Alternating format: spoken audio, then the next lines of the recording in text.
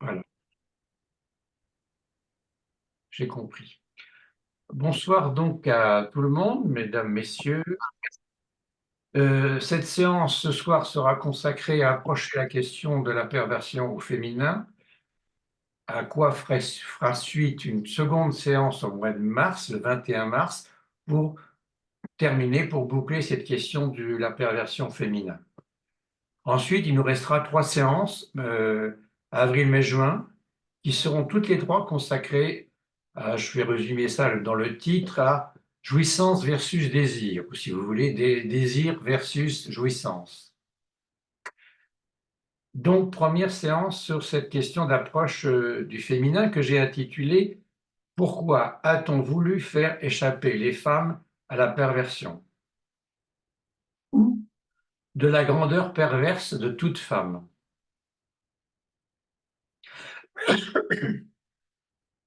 On aura vu jusque-là que l'avancée freudienne se sera démontrée comme étant spécifiquement une avancée dans le champ de la perversion, élargissant celui-ci jusqu'à en faire le normal du sexuel.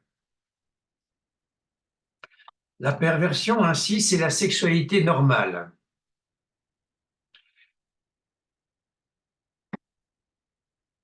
Cette assertion, engendrée par la première définition freudienne de la perversion, est due à la construction de sa théorie des pulsions partielles. D'où la forme universelle sous laquelle se subsume cette avancée.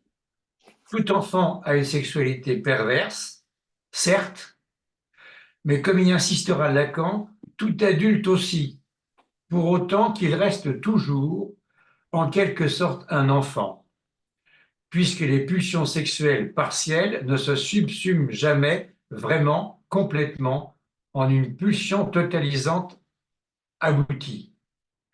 Ce que Freud pourtant appelait cependant donc de tous ses voeux, Freud était animé, je dirais, d'un rêve d'adulte. S'est ajoutée ensuite une deuxième définition de la perversion, lorsque Freud a introduit son concept de Verleugnung, traduit par déni ou désaveu, et, on le sait, tardivement par Lacan, par démenti. Le démenti, aussi à caractère universel, est le suivant pour le sujet dans la position perverse. Tout être humain a un phallus. Il fonctionne en instrumentalisant le fétiche. Pour progresser sur la question de la perversion, Jacques Lacan va devoir s'interroger sur l'apparente moins grande fréquence, moins grande visibilité, soi-disant, de la perversion chez les femmes. En fait, c'est que la perversion féminine se situe différemment. Elle existe néanmoins bel et bien. Elle est même redoutable.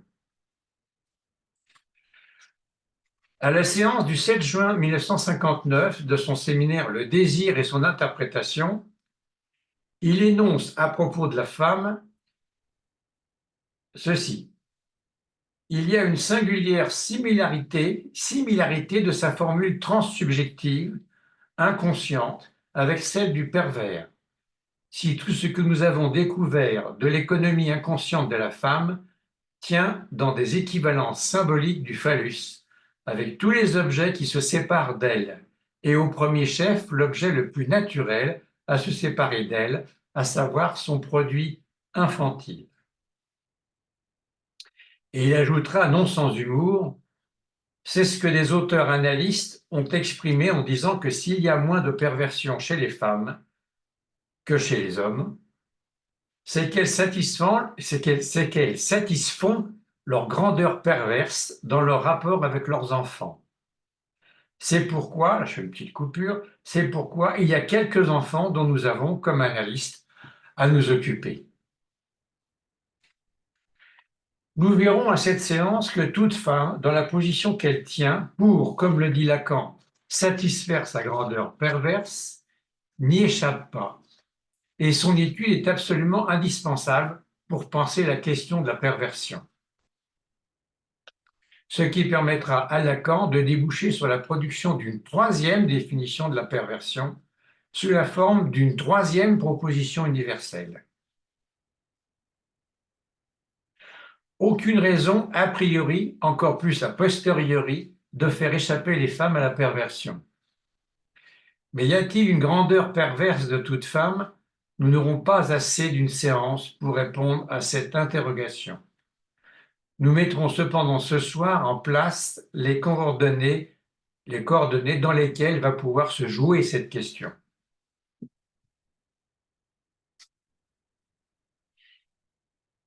Par une belle matinée ensoleillée, un homme qui prenait son petit déjeuner leva les yeux de ses œufs brouillés pour voir une licorne blanche avec une corne dorée broutant tranquillement les roses de son jardin.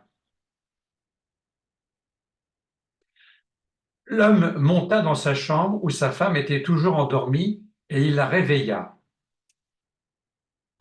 « Il y a une licorne dans le jardin, dit-il. Elle mange les roses. » La femme ouvrit un œil peu amène et le regarda. La licorne est une bête mythique. Dans le texte, A unicorn is a mythical beast. La licorne est une bête mythique, dit-elle, et elle lui tourna le dos. L'homme descendit lentement l'escalier et repartit dans le jardin.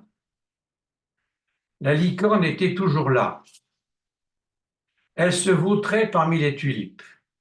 « Voilà, licorne, dit l'homme, et il arracha un lys et le lui donna. La licorne le mangea avec le plus grand sérieux. Quelque peu excité parce qu'il avait une licorne dans le jardin, l'homme remonta les escaliers et réveilla encore sa femme. « La licorne, dit-il, a mangé un lys. » Sa femme se redressa dans le lit et le regarda froidement. « Tu es cinglé, dit-elle, et je vais te faire mettre à l'asile. » L'homme, qui n'avait jamais aimé les mots cinglé et asile, et qui les aimait encore moins par cette belle matinée où il y avait une licorne dans le jardin, pensa pendant un moment. « C'est ce que nous allons voir, dit-il. » Il traversa la pièce jusqu'à la porte. « Elle a une corne dorée au milieu du front, lui cria-t-il. Et puis, il repartit dans le jardin pour observer la licorne, mais la licorne était partie. L'homme s'assit alors au milieu des roses et s'endormit. Dès que le mari fut sorti de la maison, la femme se leva et s'habilla aussi vite qu'elle put. Elle était très excitée et il y avait une lueur méchante dans son regard. Elle téléphona à la police puis à un psychiatre. Elle leur dit de venir rapidement chez elle et d'apporter une camisole de force. Quand les policiers et le psychiatre arrivèrent, ils s'assirent sur des chaises et la regardèrent avec une grande attention. « Mon mari, dit-elle, a vu une licorne dans le jardin. » Les policiers regardèrent le psychiatre et le psychiatre regarda les policiers. « Il m'a dit qu'elle avait mangé un lys, dit-elle. » Le psychiatre regarda les policiers regardèrent le psychiatre. « Il m'a dit qu'elle avait une corne dorée au milieu du front, dit-elle. »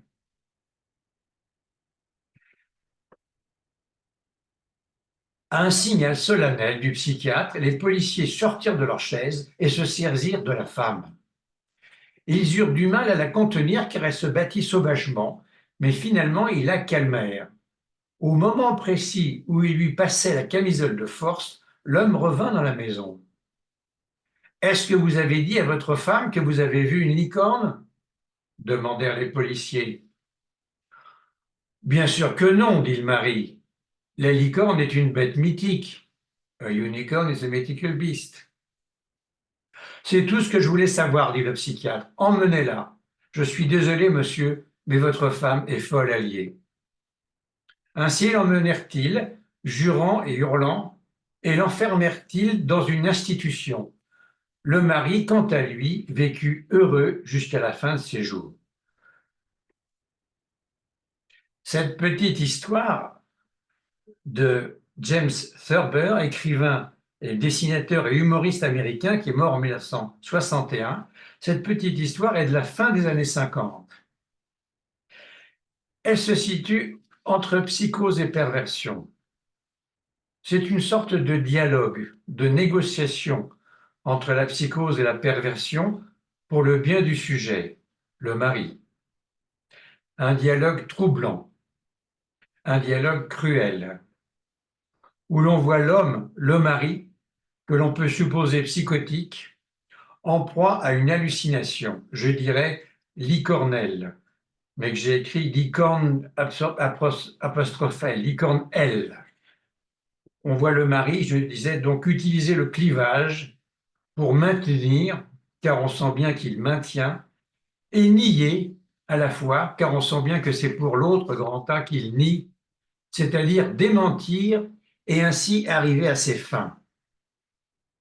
Là où la femme, son épouse, fatiguée de l'être, d'être son épouse, excédée même, ne trouve rien de mieux que de faire fond assez bêtement, je dois le dire comme ça, sur sa propre perversité de névrosée ordinaire, elle est manifestement en plein désamour afin de se débarrasser de lui par cette ruse machiavélique. Cette historiole, vous l'aurez remarqué, ne fait appel qu'à l'hallucination, le clivage du moi, le démenti. Elle n'utilise pas l'objet, la licorne, même si elle semble mettre d'abord au premier plan, le mettre en scène. L'objet ici, la mythical beast, paradoxalement, que j'ai appelé comme ça licorne L, compte assez peu dans l'affaire. On pourrait pourtant se demander si la licorne est, par exemple, un objet petit a, comme Lacan s'est complu longuement dans son œuvre à en parler.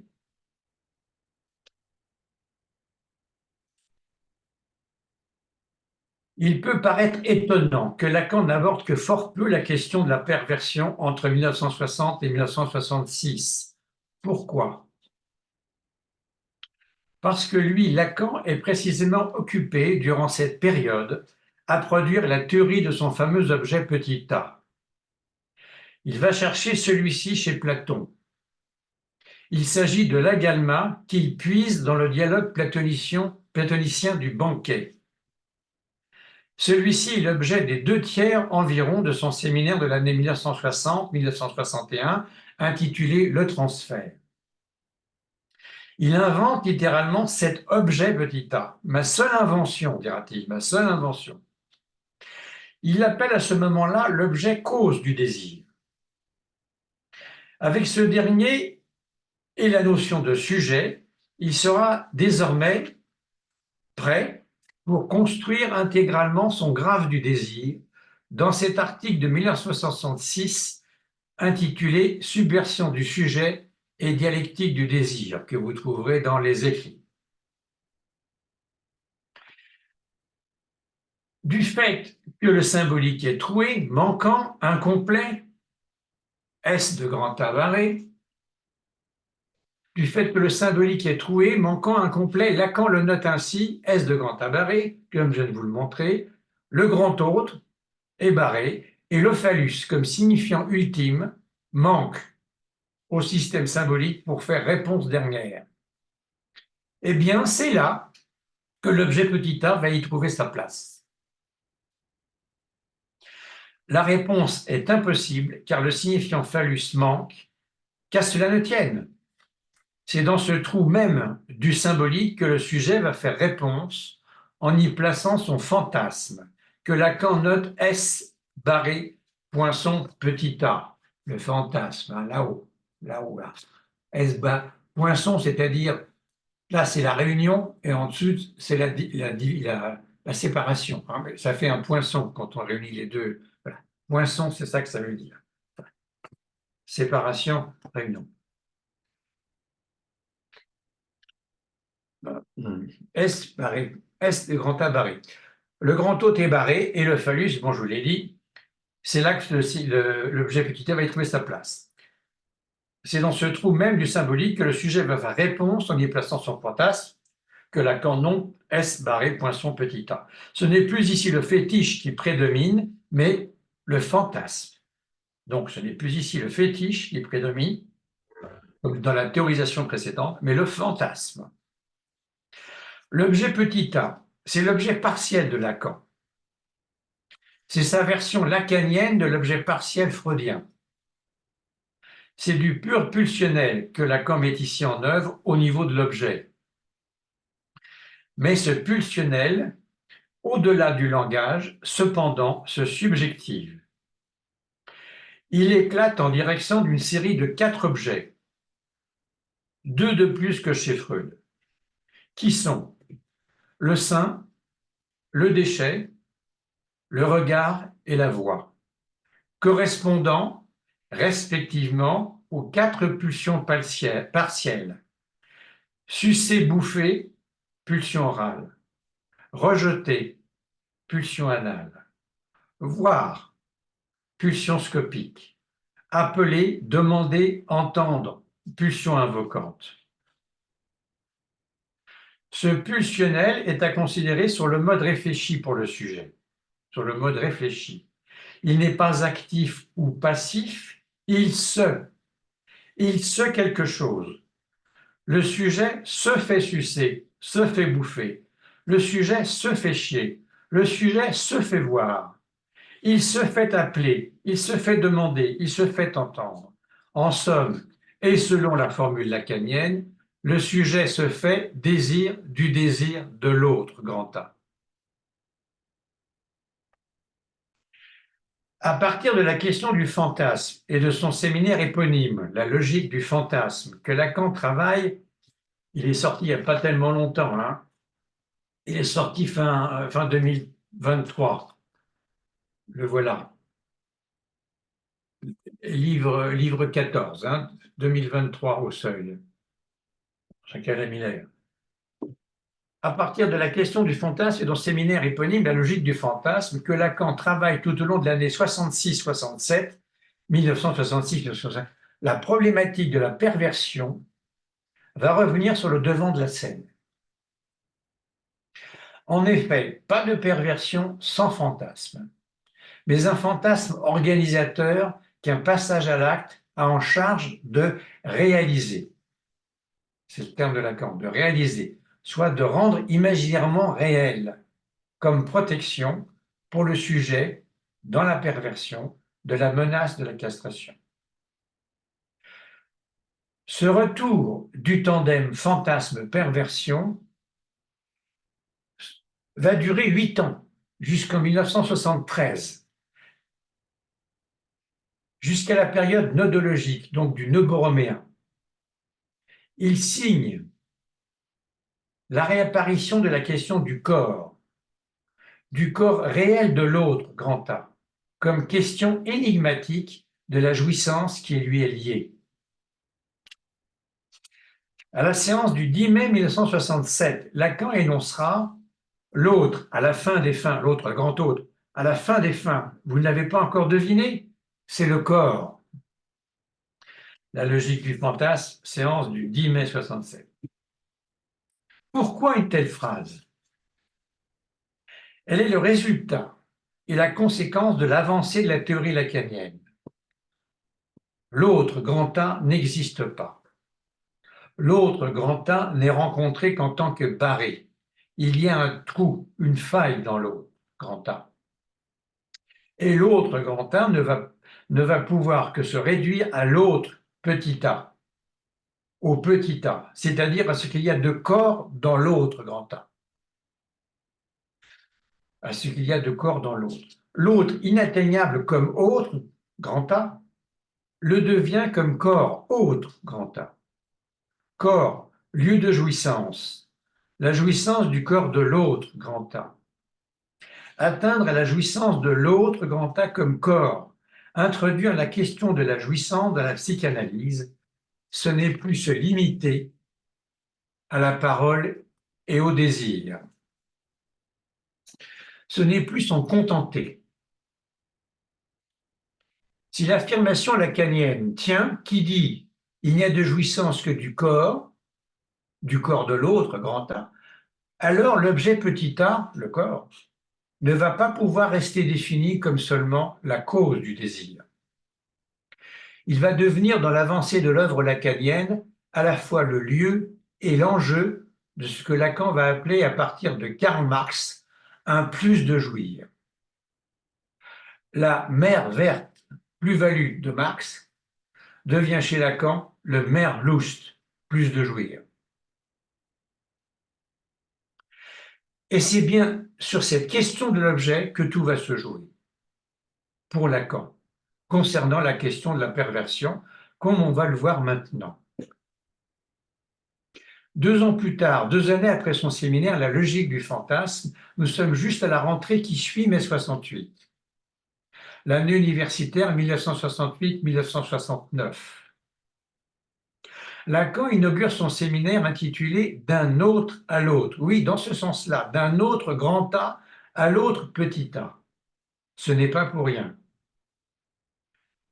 Il y en a qui lui ont créé n'importe comment. C'est bien de grand A à petit a. Ce séminaire, il le consacre à étudier à nouveau la névrose et la perversion.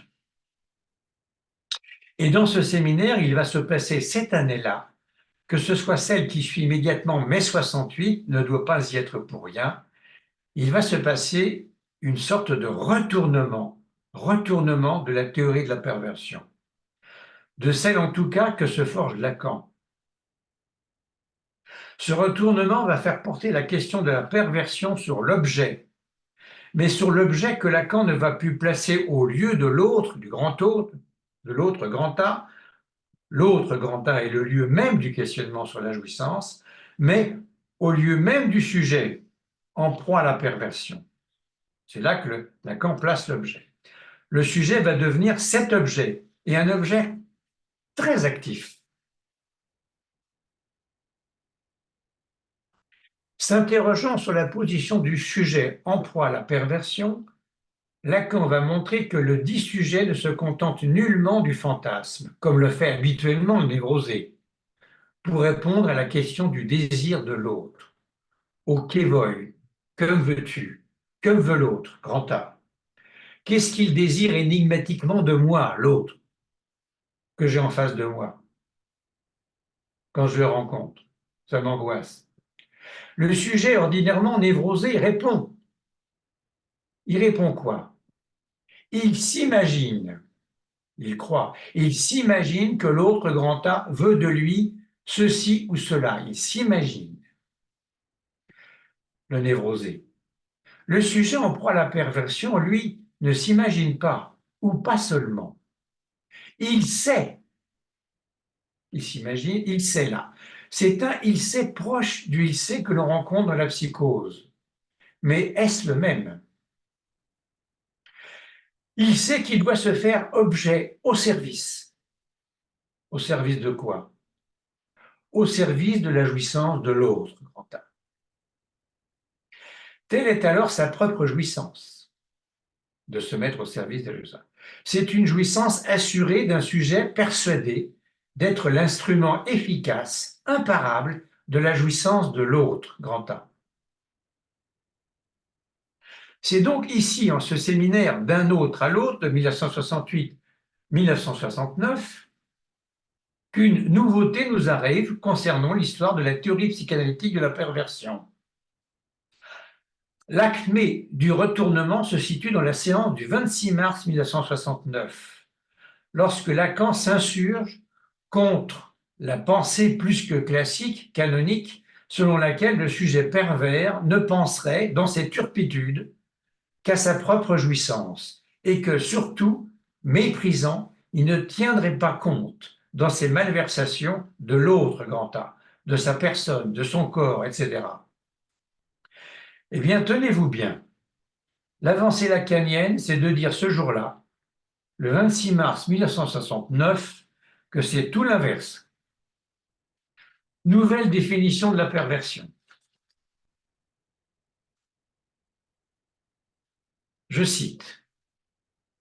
Loin d'être fondée sur quelque mépris de l'autre, grand A, la fonction du pervers est quelque chose qui est à jauger d'une façon autrement riche. Il est celui qui se consacre à boucher le trou dans l'autre, grand A. Voilà, d'un autre à l'autre, séminaire 68-69, séance du 26 mars 69. Alors, le sujet qui trempe dans la perversion est donc un sujet qui se voue et se dévoue à la jouissance de l'autre, grand A. Dans quel but? Dans quel but être un si bon serviteur? Afin que l'autre, grand A, existe en tant qu'autre, grand A, non barré, non décomplété, sans faille, sans trou, plein, un, avec un U majuscule, un. Très sérieux, il dirait, ce grand hôte 1, I cannot weep, je ne peux pas pleurer, comme le Richard III de William Shakespeare. Traduisons maintenant en termes encore plus lacaniens ce qui vient d'être avancé. Le sujet dans la perversion se fait objet petit a pour générer un plus de jouir de l'autre. Mais il le fait comment? Selon quelle modalité? Lacan va précisément répondre qu'il le fait selon deux modalités différentes, en supplémentant ou en complémentant. Allons-y voir de plus près. Pour deux objets freudien, le sein, objet oral, et le fesses, objet anal, c'est-à-dire le déchet, l'excrément, correspondent pulsions par selon trois formules actives, passives et réfléchies, leurs trois trajets et leur destin. La pulsion orale, sucer, bouffer, être sucé, bouffer, se faire sucer, bouffer. Et la pulsion anale, expulser, chier, être expulsé, être chier, se faire expulser, se faire chier. Ces deux œuvres, Lacan sont avancés dans presque deux autres, le regard objet scopique et la voix objet vocal, auxquels correspondent deux pulsions partielles, lacanienne si l'on peut s'exprimer ainsi, la pulsion scopique, voir, être vu, se faire voir, et la pulsion invocante, parler, crier, pleurer, demander. Être parlé, être crié ou décrié, être décrié, être demandé. Se faire parler, se faire pleurer, se faire demander.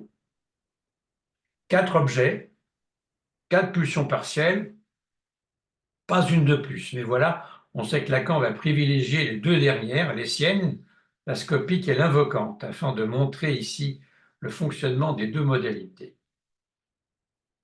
Complémenter et supplémenter l'autre grand A. Par exemple, le sujet en proie à la perversion se fait supplément A dans le cas du sadisme et dans celui du voyeurisme. Il se fait complément A dans le cas du masochisme et dans celui de l'exhibitionnisme. Première modalité, il s'agit d'un supplément apporté à l'autre. Pour Lacan, le voyeur est celui qui voit que le phallus manque en l'autre. Il est alors celui qui interroge, qui scrute ce manque par le regard. Et le regard est alors ce supplément phallique qu'il apporte à l'autre grand A. Il supplémente l'autre en parant ainsi à son manque. Le sadique est celui de même pour Lacan qui donne à l'autre de la voix pour se faire. Il le fait gémir, crier, hurler même. Le sadique se fait ainsi le parfait instrument de ce qu'il suppose, lui, qui sait, le pervers, de ce qu'il suppose lui être manquant pour qu'enfin l'autre jouisse, grand A. Deuxième modalité, il s'agit d'un complément venant de l'autre. Pour Lacan, l'exhibitionnisme est celui qui vise à faire apparaître en l'autre, grand A, un objet. Cet objet phallique s'appelle le regard. Pourquoi? Parce que le sujet exhibitionniste cherche assidûment un signe de la complicité qu'il pourrait y avoir dans la jouissance. Reste le masochiste qui, pour Lacan, toujours, se fait complètement servile, dépendant, soumis à la voix de l'autre, grand A, à la voix de son maître. On dit d'ailleurs qu'il se donne un mal de chien, de chienne pour les femmes, afin d'arriver à faire surgir, jaillir cette voix, et que, chose cruciale, que cette voix en impose et s'impose à lui ou à elle. Ainsi va la perversion, version du père Lacan.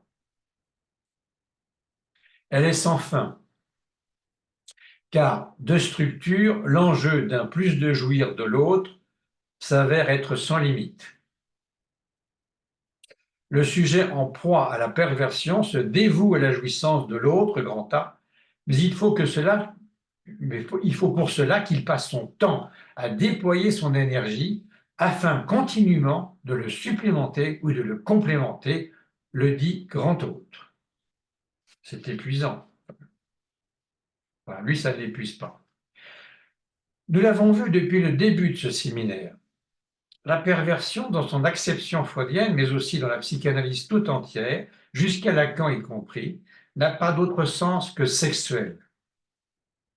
Parce que le sexuel, la question du sexuel est le cœur même de la problématique humaine, de son énigme, et le point d'origine, la source à partir de laquelle se fait le départ de toutes les tentatives individuelles ou collectives, culturelles, politiques, religieuses, philosophiques, etc., d'y porter d'une manière civilisationnelle remède, remède définitif ou pas. Apparemment, jusqu'à aujourd'hui, pas définitif. Mais voilà, mais voilà. Lacan est cet énergumène qui n'a pas cessé de nous montrer et démontrer que le sexuel, précisément, c'est ce qui excluait toute possibilité de rapport entre l'un et l'autre, entre le sujet et l'autre grand A, entre l'homme et la femme, entre deux dont l'un est en position homme et l'autre en position femme, entre l'un en position passive et l'autre en position active, même si s'interchangent ces positions toutes les 5 minutes, entre l'un d'un sexe anatomique et l'autre, de l'autre grand A, l'autre sexe d'un sexe autre grand A, ou ainsi bien entre les deux du même sexe, dont l'un devient pourtant nécessairement l'autre grand A. Bref, cela ne va pas. Vous savez que Lacan le dit ainsi, entre autres, que cela ne va pas. Il le dit sous cette forme-là, il n'y a pas de rapport sexuel. Il en va d'une question de structure du monde humain. Et on peut dire que ceux ou celles qui refusent le coït, le coucher avec, la relation sexuelle, depuis toujours, ou brutalement, brusquement, se mettent à croire névrotiquement au rapport sexuel. Ils ne le savent pas. Ils croient qu'il existe et qu'il est possible, réalisable dans une jouissance commune, comme une. Eh bien non. Génital, le rapport, oui. Sexuel, non.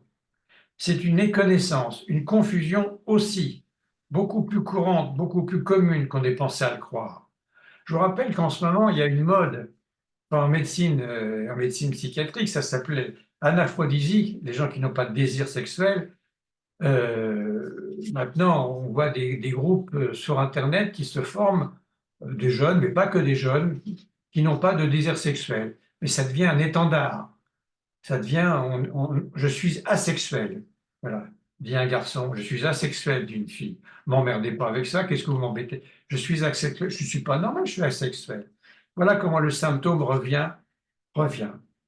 Mais ce n'est pas tout à fait la même chose que je viens de dire, ceux qui arrêtent la relation sexuelle alors qu'il y a eu relation sexuelle avant. C'est une décision, et cette décision réintroduit inconsciemment, chez une personne qui ne le sait pas, réintroduit cette histoire que le rapport sexuel existe. C'est pour ça qu'ils s'en rempardent, qu'ils s'en protègent. Bon. Mais cette question humaine fondamentale du rapport sexuel est aussi abordable comme une question de logique. Chez Lacan, ça nomme sa catégorie. Mon symptôme, disait-il. Sa catégorie du réel. Pas compliqué, Lacan. Il a dit qu'il était freudien, même encore à Caracas, mais il a dit qu'il avait un symptôme, c'était le réel. Il a dit qu'il avait inventé qu'une seule chose, l'objet petit a. C'est tout. Tout Lacan est là. Mon symptôme, disait-il, c'est la catégorie du réel. Autrement dit, de l'impossible. C'est impossible qu'il y ait du rapport sexuel. Il n'y a que du non-rapport, de l'échec de rapport en ce qui concerne le sexuel. D'où l'infini de tout à l'heure en ce qui concerne la perversion. La perversion, cela ne s'arrête jamais. À bon entendeur qu'il y cherche ailleurs son salut.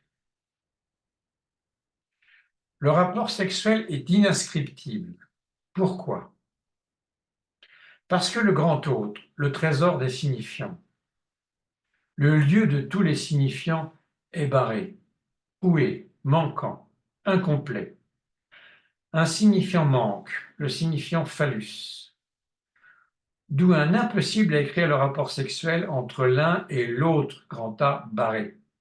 Un autre grand A troué qui fuit du signifiant, qui fuit, comme un tonneau fuit. C'est impossible à écrire. C'est le réel du non-rapport sexuel.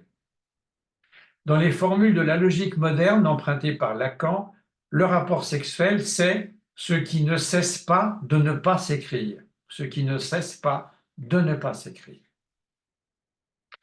Bien sûr, le sujet en proie à la perversion pense, lui, elle, qu'avec lui, qu'avec elle, cela va s'écrire.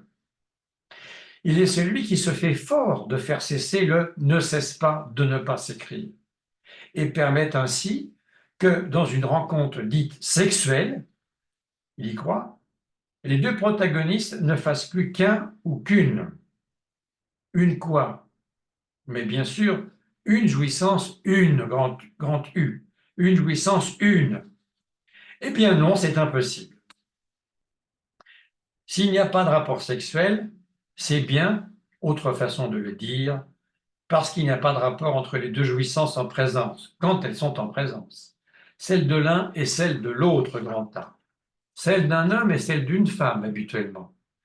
Mais pour celle de deux hommes ou celle de deux femmes, je crois qu'on a fait le tour des possibilités à deux, tout du moins, cela revient au même, puisque la différence y est bien là présente entre deux sujets uniques, différents et infusionnables, malgré l'apparence d'une image du même. Un homme est l'autre grand A de son homme, une femme est l'autre grand A pour sa partenaire, et réciproquement. Au-delà de cet autre grand A, incomplet, barré, que l'autre est pour l'un, il n'y a pas d'autre grand A. En d'autres termes lacaniens, il n'y a pas d'autre grand A de l'autre grand A. Il n'y a pas d'autre de l'autre. Puisqu'il y a le langage et qu'il n'y a pas de métalangage.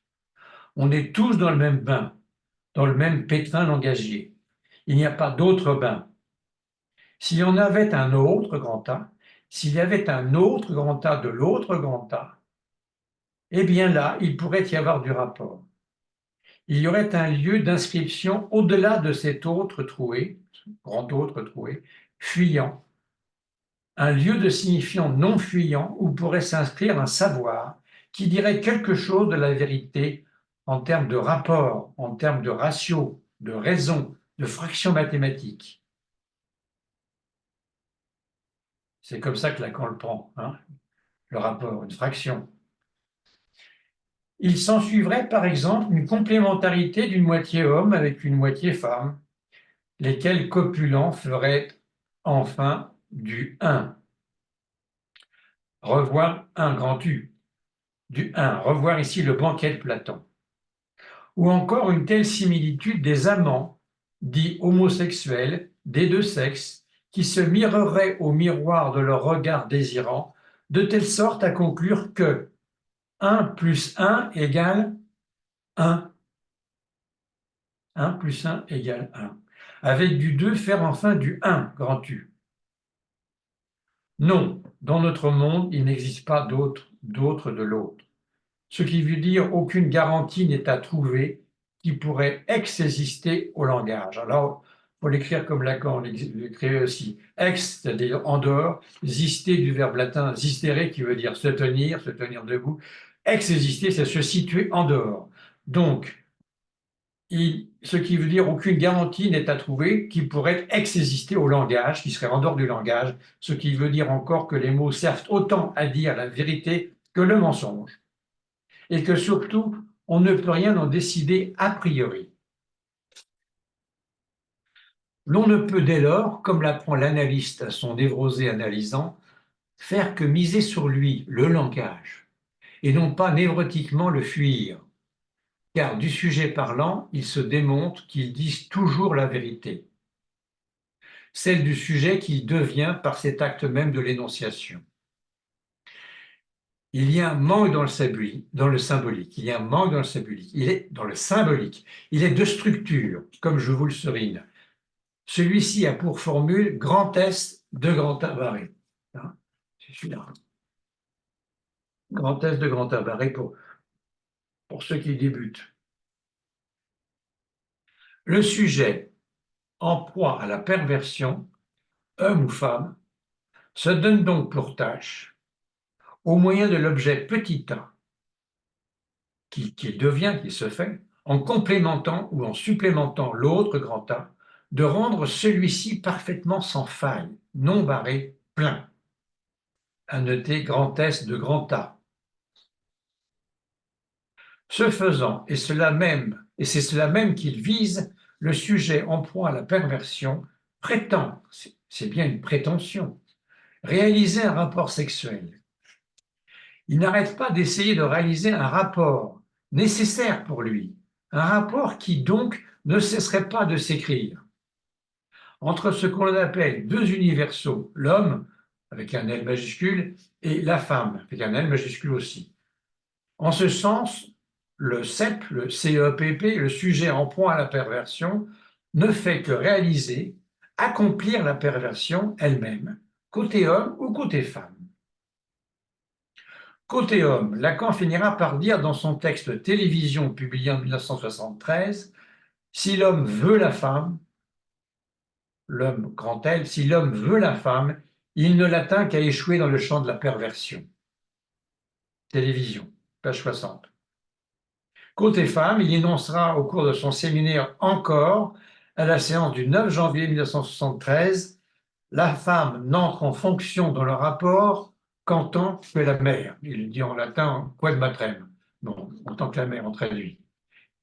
Car, dit-il plus loin, n'étant pas toute, grand S de grand abaret, elle est aussi, faut-il dire, hélas, elle trouvera le bouchon de ce que sera son enfant. Voilà. Ainsi, en tant que mère, elle pourra être tout entière dans la jouissance phallique qu'affectionne le sujet dans la perversion, n'en voulant voir aucune autre grand A. C'est là qu'une femme donc rentre dans la perversion avec son enfant. Chemin faisant, avec Lacan, toujours serré au plus près, à quoi arrivons-nous? Nous débouchons ici sur une définition de la perversion qui dirait à peu près ceci, et sous la forme d'une proposition universelle façon Emmanuel Kant. Toute jouissance phallique n'est que perverse, pour autant qu'elle fait rapport sexuel avec l'autre, grand A, prétendument complété ou supplémenté, autrement dit non barré. Toute jouissance phallique n'est que perverse, pour autant qu'elle fait rapport sexuel avec l'autre, prétendument complété ou supplémenté, autrement dit non barré. Faisant porter le chapeau à Freud, la Freud, L''A, 2 F, R-E-U-D, la Freud, comme il le dit parfois à la fin de son œuvre, faisant porter le chapeau à Freud, à la Freud, Lacan ne dira pas moins lors de la séance du 11 mai 1976 de son séminaire Le Symptôme, énonçant « Toute sexualité humaine est perverse si nous suivons bien ce que dit Freud ». Le séminaire livre 20, donc encore, le seuil, page 36. 76, 4 ans avant la dissolution, 5 ans avant le décès.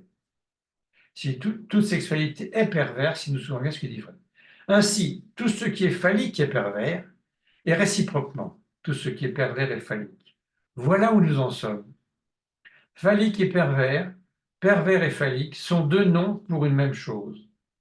Si le rivage où nous avons accosté ce soir avec Lacan est nommément celui nommément de la jouissance, la question se repose ainsi. Une jouissance phallique existe, elle est perverse donc, mais aussi une autre grand A, faut-il écrire grand A, une autre jouissance existe, comme je l'ai dit tout à l'heure, de mots, existe, qui se situe au-delà de la jouissance phallique perverse. Au-delà, c'est comme ça que Lacan, au-delà, en parle. Il faut savoir que ces deux jouissances se disjoignent. L'une est une jouissance perverse, grâce à l'objet petit a, elle réalise le grand S de grand A, non barré. Elle le réalise, ce qui veut dire qu'elle le fait consister imaginairement par son insistance symbolique, mais non pas dans le réel, qui reste vide pour celui qui se place hors illusion ou complaisance fantasmatique, pour celui qui n'est pas pris dans ce fantasme. C'est la jouissance phallique. L'autre est la jouissance autre, grand A.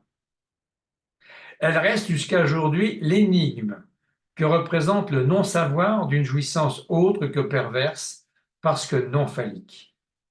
Elles ne peuvent rien en dire, bien qu'elles l'éprouvent, disait de ces femmes qui l'éprouvaient Lacan. C'est la jouissance de S de grand A barré. Lacan la qualifie aussi du terme d'inadéquate dans le séminaire encore. Je cite, « Il n'y a pas de rapport sexuel parce que la jouissance de l'autre grand A pris comme corps est toujours inadéquate, perverse d'un côté en tant que l'autre grand A se réduit à l'objet A, petit a, et de l'autre, je dirais folle, énigmatique. » Livre 20, donc encore, page 131. Lacan précisera toujours plus en énonçant ceci. Une femme ne rencontre l'homme, grand L, une femme ne rencontre l'homme que dans la psychose.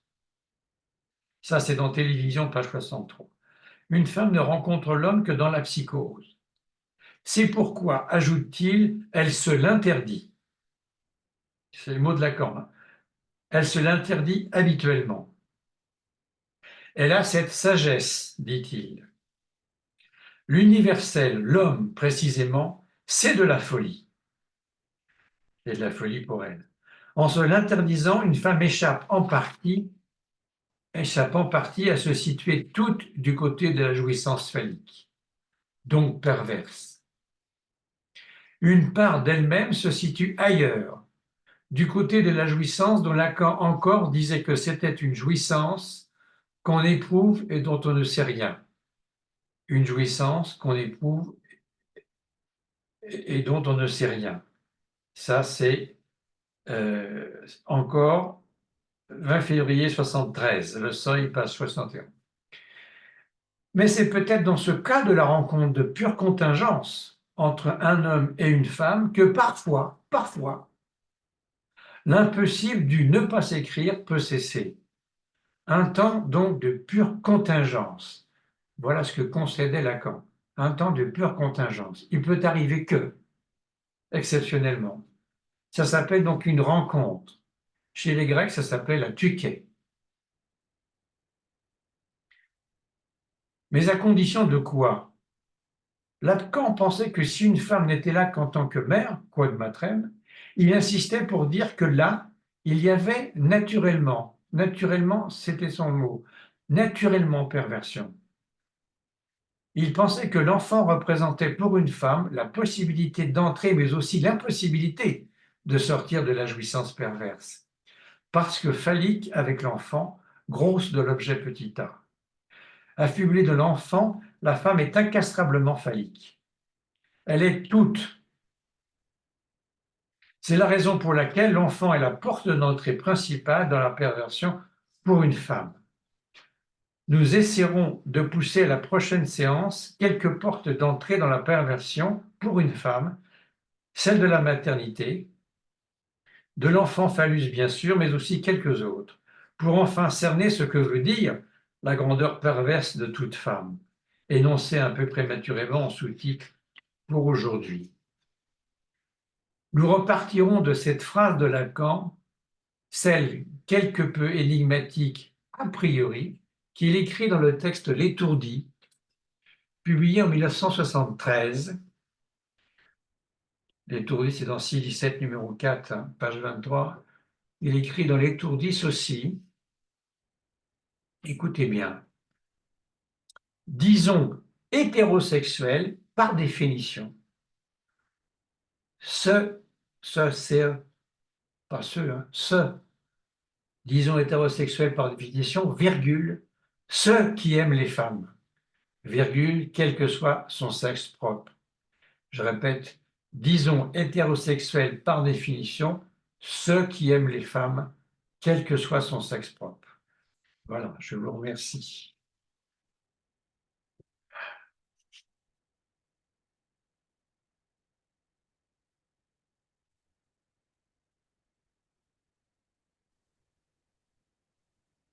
Monsieur Lucas,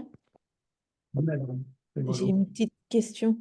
Donc, si je vous suis bien, le sujet en position mystique, donc qui a plus un rapport avec la jouissance radicalement autre, qui est, si je vous suis bien, corrélée au phallus, mais pas complètement prise dans le phallus, finalement accomplit une forme de rapport sexuel, c'est-à-dire que qui cesse de ne pas s'écrire dans la rencontre avec Dieu.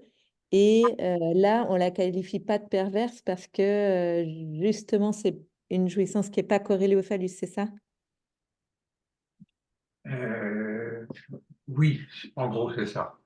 Mais dans la jouissance de l'autre barré, pour une femme, ce n'est pas la jouissance d'objet petit a, mais il y a quand même la jouissance du corps de l'autre. Mm. C'était pas clair, mais à ce moment-là, certains lui posent la question. C'est la jouissance du corps réel, concret. Alors, est-ce que Et ça c'est sera... là que vous bouclez, pardon, c'est là que vous bouclez avec la logique du fantasme, comme vous dites, le corps c'est l'autre, là. Oui, D'accord, ok. voilà. Mais malgré les avancées des uns et des autres, que je sache, il n'y a pas une avancée fulgurante sur cette jouissance autre. Il paraît-il que c'est à vous, mesdames, d'en dire quelque chose.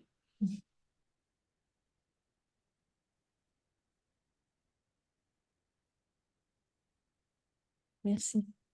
C'est génial, hein, page 73 du séminaire encore, ce tableau. On n'a Mm. jamais fini de l'exploiter au bon sens du terme, hein.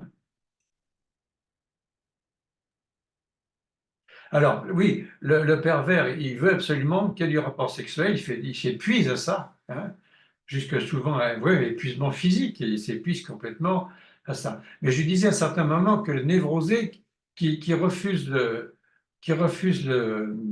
rapport sexuel, d'un seul coup, sans se rendre compte, inconsciemment, il se met à y croire aussi. Je ne dirais pas il devient pervers, mais il se met à se rapprocher du pervers parce qu'il pense que le rapport sexuel, ça existe.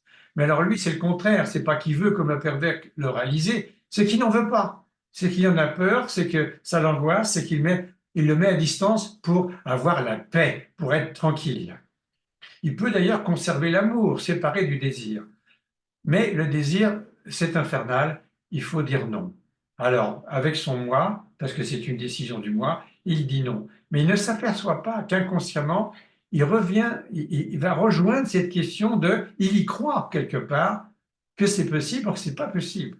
Il rejoint un petit peu le pervers sans être pervers. Il pense que le rapport sexuel, c'est quelque chose de possible. Donc, c'est pour ça ils s'en protègent, alors que le pervers, lui, veut le rejoindre, ce rapport sexuel. Il veut le faire exister.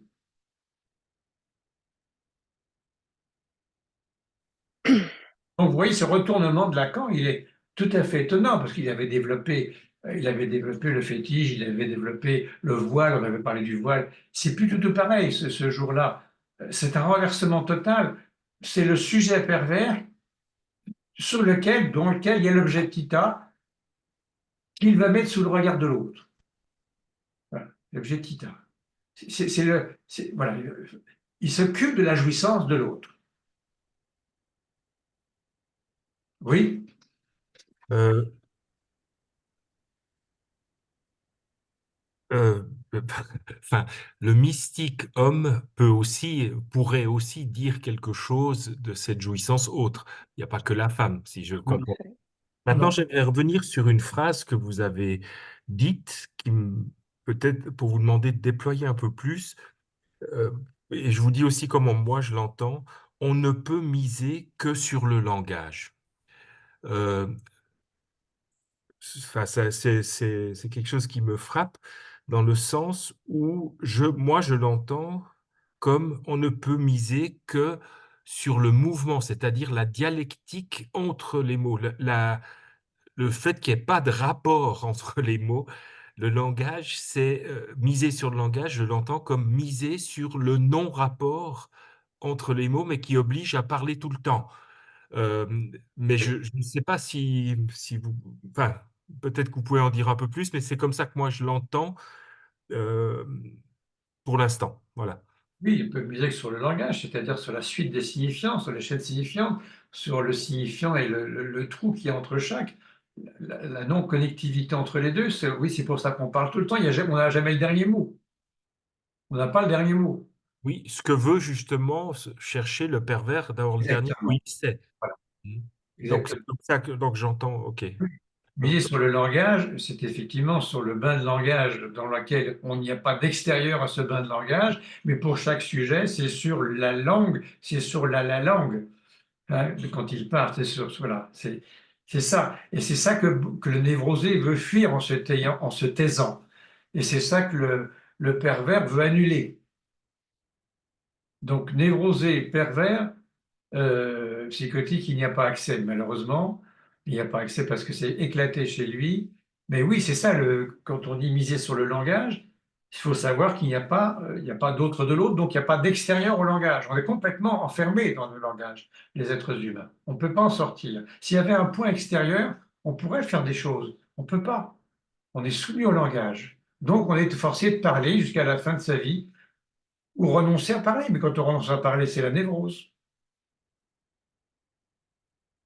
Au minimum, c'est la névrose.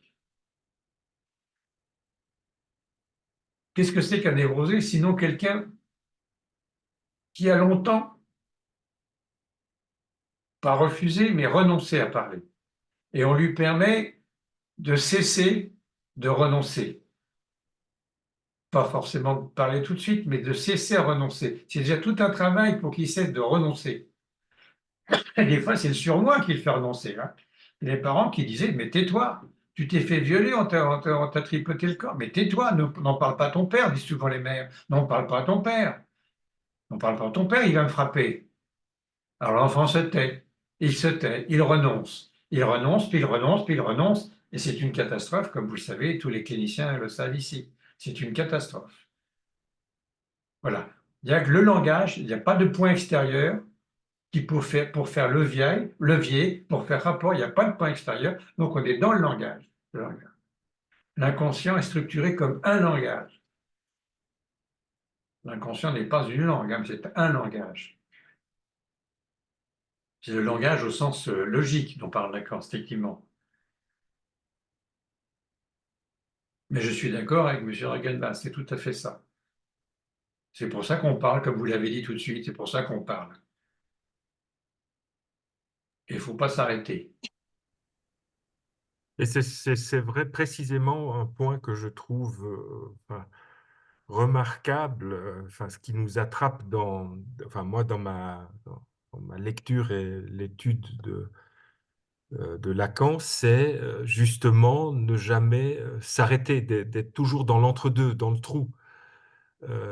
Entre les signifiants, c'est pas le signifiant premier ni le deuxième qui compte, même si c'est ça on entend, mais il propose d'écouter justement ce qu'il y a entre deux. Enfin, c'est comme ça que je le comprends pour l'instant.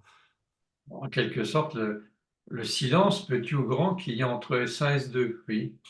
Le silence qu'il y a dans cette paire, faire apparaître ce vide qui est entre S1 et S2. Ce silence, même si c'est une fraction de seconde, ce silence qui peut d'ailleurs faire durer.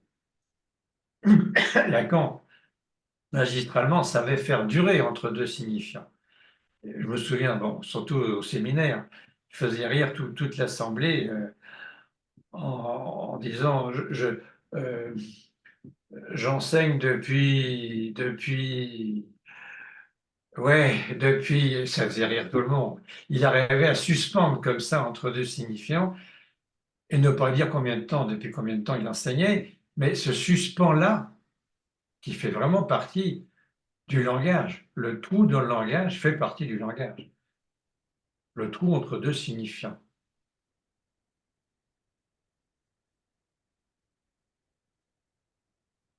Donc pour C'est ça, même, cette parole, quand on parle, bon, les comédiens le savent très bien aussi, ils jouent là-dessus. Les orateurs le savent très bien. Le psychanalyste doit le savoir aussi sans faire de théâtre, mais il doit savoir moduler aussi ce qu'il dit et suspendre voilà, suspendre, ne pas anticiper sur l'analysant, lui permettre de trouver son terme, aussi foireux soit-il, mais aussi subjectivé soit-il, et suspendre les siens. C'est un art, en fin de compte. C'est peut-être pas une science, la psychanalyse, certainement pas encore, mais c'est certainement un art. Euh, je crois que quelque chose s'est perdu. Enfin, je fais le vieux machin, là, mais quelque chose s'est perdu.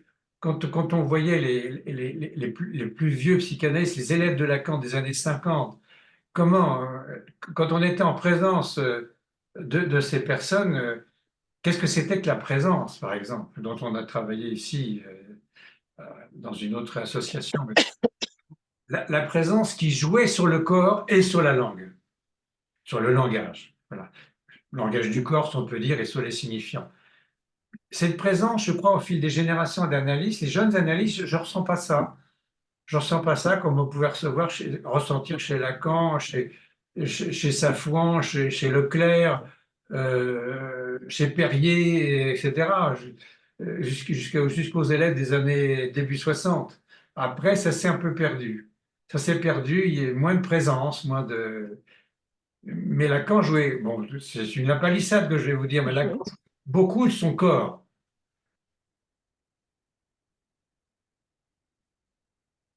on Beaucoup. parlait alors de scènes analytiques où il y avait effectivement un jeu qui était presque un jeu d'acteur. Oui, bien sûr. Il y avait l'analyste et sa présence, et il y avait le faire l'analyste. Alors, avec la matière derrière, bien évidemment, mais il y avait quelque chose de l'ordre du jeu sur une scène, Oui, dans mais cette présence-là aussi, oui, mais il ne faut pas que ça devienne trop un jeu d'acteur. à cette époque-là. Oui. Je me souviens quand il mettait son manteau sur un porte-manteau, il avait déjà le manteau et il mettait en dernier là, parce qu'il arrivait toujours quand la salle était bondée, et il le mettait systématiquement sur le manteau d'une certaine personne que je ne nommerai pas. Il le foutait clac dessus comme ça. Comme ça, la personne ne pouvait pas prendre son manteau en sortant, et à chaque fois, ça faisait un problème. C'était une interprétation lacanienne, si vous voulez. Le manteau qui était en dessous, c'était le manteau d'un élève de Lacan, d'une élève de Lacan. Mais ça faisait rire au bout d'un moment parce que systématiquement, il mettait son manteau sur le manteau de cette personne. Alors, il n'y avait pas de mots. La personne n'en disait rien, Lacan non plus, mais voilà, c'était une parole sans parole, c'était un acte, ça appelait la parole. Je ne sais pas après si la personne a dit un mot, mais ça finissait par ceux qui comprenaient les choses au premier rang. Au premier rang, c'était toujours la famille de Lacan au premier rang, la famille Miller et compagnie. Ça faisait rire au bout d'un moment parce que c'était systématique. Et ce systématique, il attend l'interprétation. Il attend que quelqu'un dise quelque chose. Ça appelle le mot, ça appelle le signifiant. Pourquoi vous mettez votre manteau? Je ne peux plus mettre. Mais pendant des mois, la personne n'a rien dit. Mais Lacan le provoquait, c'était pour provoquer une interprétation. Qu'est-ce que ça voulait dire entre eux? Je ne sais rien, parce que ça les concernait tous les deux. Mais à chaque fois, il mettait son manteau sur le manteau d'une femme, quoi, qui était une analyste aussi. Là. Qu'est-ce qu'il lui disait? J'en sais rien. Il lui disait peut-être elle mettait son manteau à la place du manteau que Lacan devait le mettre. Enfin, c'est pour dire que le langage, il n'est pas tout seul.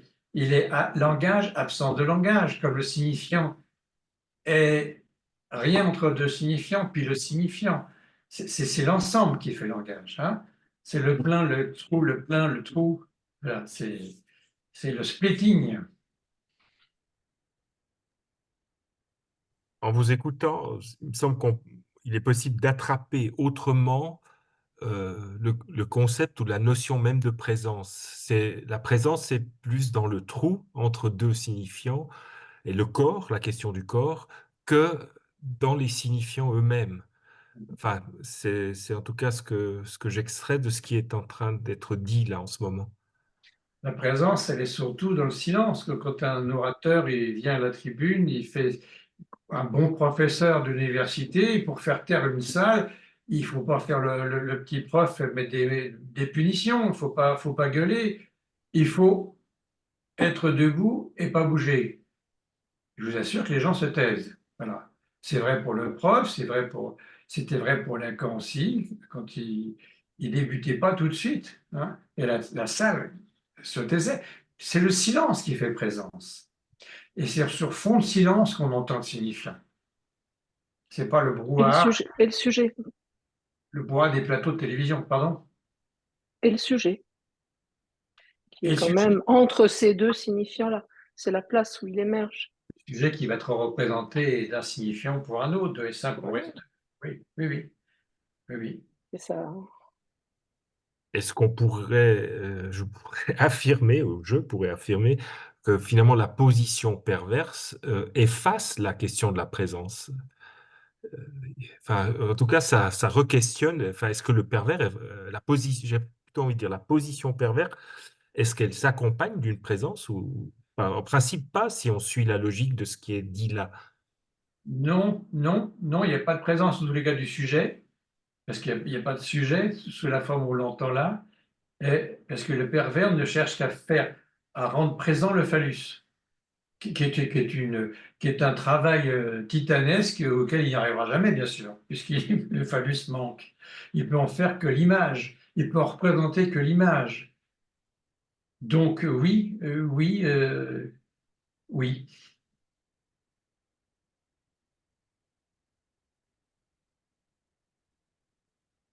Il peut faire croire ou faire accroire au phallus. C'est le contraire de faire rencontrer le sujet. Parce que le pervers ne veut pas sortir de la question de la jouissance. La jouissance nous concerne tous, petits ou grands, mais le pervers, lui, il veut que ça soit que jouissance. Et que jouissance, faire jouir. Phallique. Comment? Et que jouissance phallique, surtout. Jouissance phallique, Essentiellement phallique. essentiellement Exclusivement phallique. phallique. Il ignore qu'il en existe une autre. C'est très bien dit pour le sadique. Le sadique, il veut absolument faire crier, gémir l'autre. C'est son sadisme, c'est sa jouissance de sadique. C'est-à-dire faire jaillir cet objet, le cri, chez l'autre. Là, il est content. Ça n'a rien à voir avec le sujet. Et ça n'a pas à voir non plus avec ce qu'on dit traditionnellement de la perversion qui fait du mal à l'autre pour le faire souffrir et jouir de sa jouissance. Non, il jouit, le pervers, selon Lacan des années 60, il jouit que enfin il fait le grand autre est plein. Enfin, il y a un grand autre qui est plein. Même si lui-même, le pervers, ne dit pas qu'il est complet, et l'autre, il l'a complété. Voilà. Sauf qu'il l'a tué.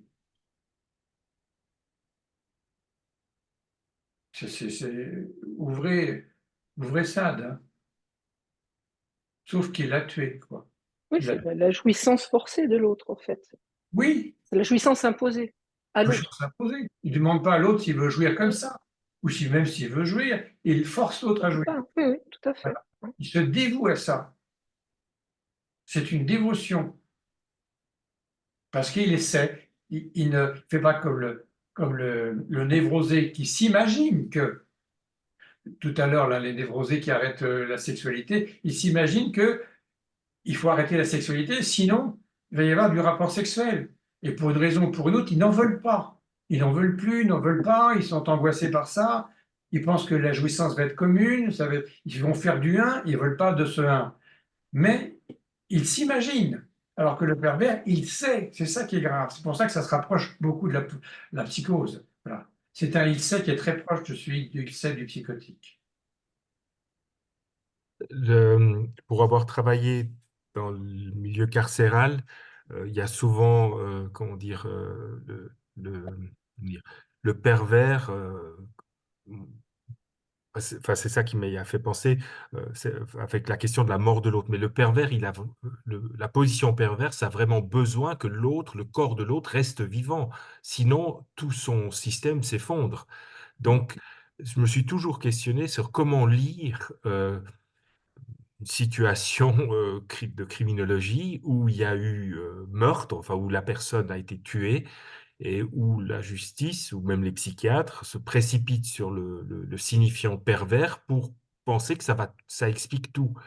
Moi, ça m'a toujours laissé un peu insatisfait par rapport à justement la structure, la dynamique de la perversion telle que vous l'exposez.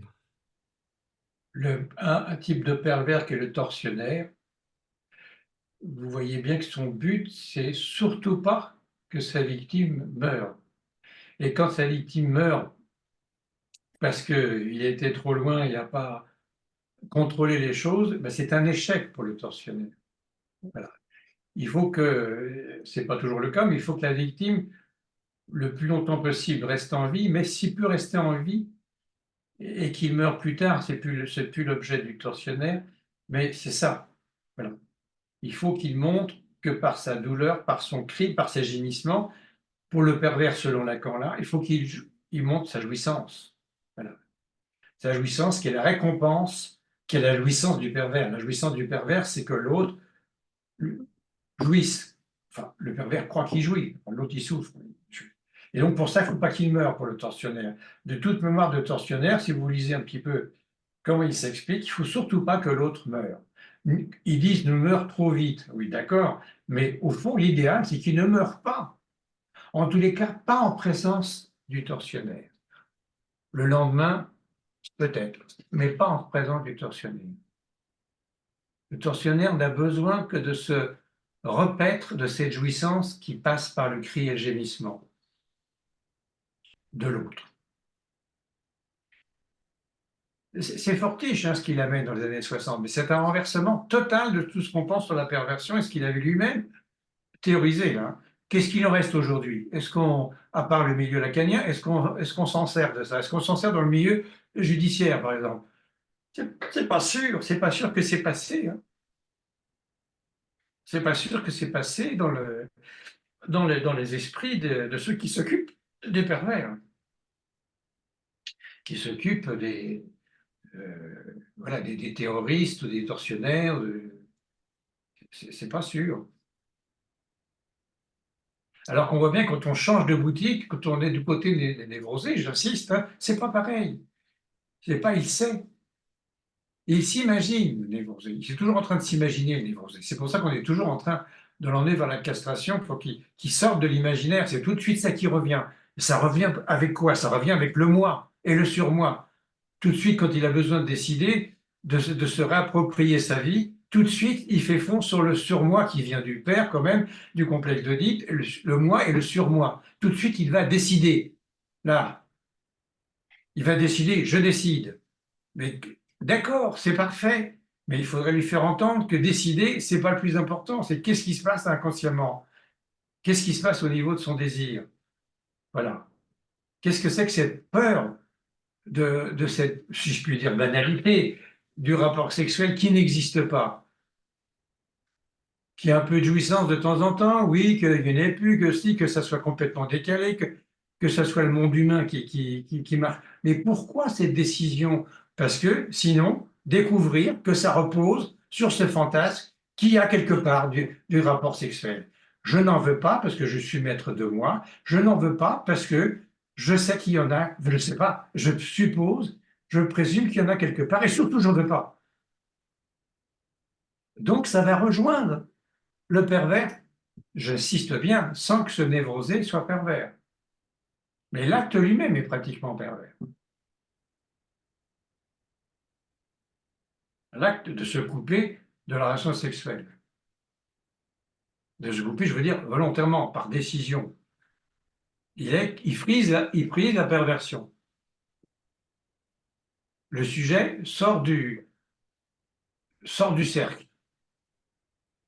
Il n'aménage pas le cercle. Il ne dit pas non à l'autre qui l'embête. Il sort du cercle. Il dit, pour moi, non. Mais sinon, si ça ne repose pas sur une peur, sur une angoisse, qu'il y ait du rapport sexuel, je ne vois pas sur quoi ça peut reposer. Ça repose sur cette peur, mais le sujet ne le sait pas, puisqu'il prend une décision consciente avec son moi. Il n'est plus, il ne donne pas la place, il ne donne pas la place principale au désir. Parce que pourtant la psychanalyse et Lacan nous l'a seriné, ne cède pas sur ton désir. Il cède sur son désir. Voilà. Ce névrosé cède sur son désir. Pourquoi cède-t-il sur son désir? Il pourrait faire autrement. Il n'y a, pas, le feu au lac quand on refuse un rapport désexuel. Mais prendre une décision, c'est au niveau de la décision que je critique. C'est au niveau d'une décision. Urbi et orbi, je ne plus. Mais peu importe, tant mieux, tant pis. Mais c'est la décision qui vient du moi qui pose un problème quand on fait une analyse parce qu'on doit privilégier le désir. Et donc, je reviens à ces personnes dites asexuelles. Voilà, ils cherchent la tranquillité. Vous ne pouvez plus m'emmerder de cette question sexuelle. Je suis asexuel. Ben, malheureusement, ils se trompent. Voilà. Ils se trompent, ils font fausse route. Mais on ne peut pas leur dire comme ça, sinon on passe pour des obsédés du sexe. Est-ce qu'il n'y a pas une autre lecture finalement? Parce que autant effectivement, là, je suis tout à fait d'accord avec vous, par rapport à la façon de le dire, l'intervention de la présence du moi, le surmoi qui prend toute la place. Mais est-ce qu'il n'y a pas une autre lecture qui serait une volonté d'échapper au tout phallique? Oui, ben, c'est la même question. Oui, mais ce n'est pas la même réponse. Ouais. Si, parce que échapper au tout phallique, c'est ce dont on vient de parler. La personne Oui, s'aperçoit d'un seul coup qu'il n'y a que du tout phallique. Elle ne oui, mise pas sur le fait qu'il y a du non phallique, qu'il y a de l'au-delà du phallus. Elle croit qu'il y a du tout phallique. Elle y croit qu'il y a du tout phallique. Elle n'en veut pas. ben oui, c'est ça le refus en fait. Chez les asexuels, ce qu'on peut entendre, C'est le c'est refus. vraiment le refus de cette partie-là, parce qu'il y a une méconnaissance du fait qu'il peut y avoir effectivement cette jouissance autre supplémentaire, Oui, mais pour y accéder, il faut pouvoir se latéraliser un peu différemment. oui. Et c'est pas, enfin, c'est pas aussi tranché, c'est pas rien. Enfin, moi, j'ai pas l'impression dans ce que j'entends que c'est rien. Je suis obligé de C'est constater. l'exclusion du phallique, en tout cas du tout phallique. Et donc se mettre à l'abri de la perversion, de fait. C'est l'angoisse qu'il y ait du tout phallique. Et le tout phallique, Ouais. c'est la perversion. Oui, oui, c'est l'angoisse. Mais personne qui décide ça ne s'aperçoit pas qu'il y a, il y a du pas tout phallique. Ben oui, c'est un peu le travail de leur Oui. faire entendre, Et comme c'est souvent les femmes comprendre. qui décident comme ça, les hommes décident moins comme ça, d'arrêter le coït. C'est quelque chose de plus féminin. Ce qui est paradoxal, parce qu'a priori, les femmes auraient plus facilement accès au tout phallique, au Je, pas tout phallique, plus exactement. je pense que c'est parce qu'elles l'ont rencontré, mais qu'elles le fuient tellement c'est qu'on ne peut Bah, le rien. pas tout, la On ne peut rien- jouissance autre. Comment? La jouissance autre qu'elles fuiraient en... Ah ben Les oui, femmes qui se disent asexuelles fuiraient cette jouissance-là. C'est... non pas les femmes qui renoncent au coït brusquement, Oui. parce qu'elles l'ont rencontré cette jouissance non phallique, et je pense Mhm. qu'elle la fuit, parce que c'est une jouissance jusqu'à présent dont on ne peut rien en dire. Et là, il s'agirait justement de ne pas fuir. C'est une fuite. C'est une fuite, mais bon, qui peut se comprendre, hein, mais qui fait prendre au moins des décisions qui n'ont plus rien d'analytique, qui n'ont plus rien Mhm.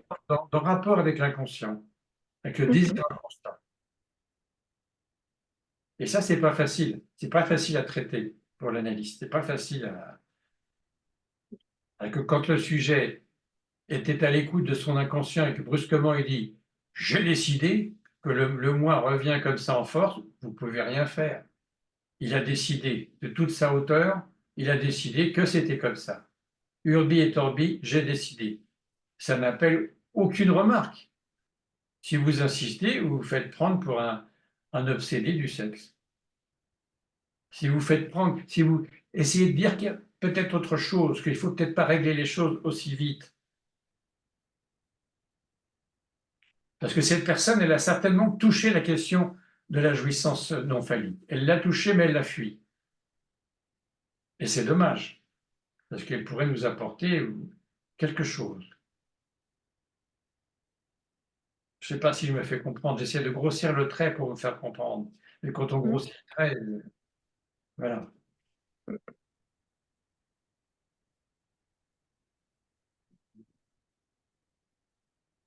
Bien sûr qu'on peut vouloir ou refuser de faire l'amour, ce n'est pas la question, hein.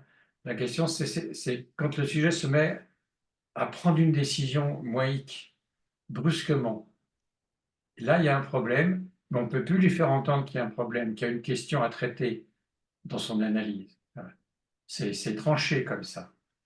C'est tranché, c'est surmoïquement tranché. C'est brutal, hein. C'est brutal. Et le sujet croit bien faire pour soi-même, hein, pour avancer, alors que c'est un pas en arrière. Pourtant parfois vécu comme une liberté, si on les entend. Oui, oui, liberté, oui. Avancer comme une liberté. Annoncé comme une liberté. Oui, oui. Ou comme... On se libère du partenaire, on se libère de l'autre, on se libère. Oui, oui, mais c'est une. Oui, ça peut apparaître comme ça au début, comme ça, oui. C'est pas une liberté par rapport à son inconscient. Mais c'est déjà une bonne chose qu'ils viennent en parler chez les analystes. Oui, Déjà. parce que certains sujets, si vous les interrogez, ils font croire qu'ils ne désirent plus, mais c'est pas ça. Ils désirent Ouais. encore, mais ils se refusent au désir. Ils se refusent au désir, je ne sais pas si vous entendez, mais c'est vraiment contraire au mouvement de l'analyse. Ouais. Voilà. Mais faire entendre ça, c'est un vrai boulot. Un vrai boulot, souvent désespéré, parce que le sujet a décidé avec son petit moi, avec sa petite tête de taureau, et touc, touc, touc, j'ai décidé, j'ai décidé. Bon, bah, vous avez Mais le dit. fait qu'ils viennent le dire, ce sujet-là, qui a décidé avec sa tête de taureau et son petit moi, qui viennent dans un cabinet d'analyse pour le poser, pour le dire, pour que ce soit entendu, pour l'adresser, il y a quelque chose à ce niveau-là. Autrement, on dirait non, j'ai réglé mon problème, j'arrête tout ça et Oui, mais je ne vais plus en séance. faut qu'il puisse continuer à le dire. Souvent, il le dit une fois Eh oui. et puis il s'en va. Ah bah là. Je voulais juste vous remercier et vous dire que je vais Oui, on va tous passer. s'arrêter d'ailleurs. Non, mais Merci. c'est pas pour vous faire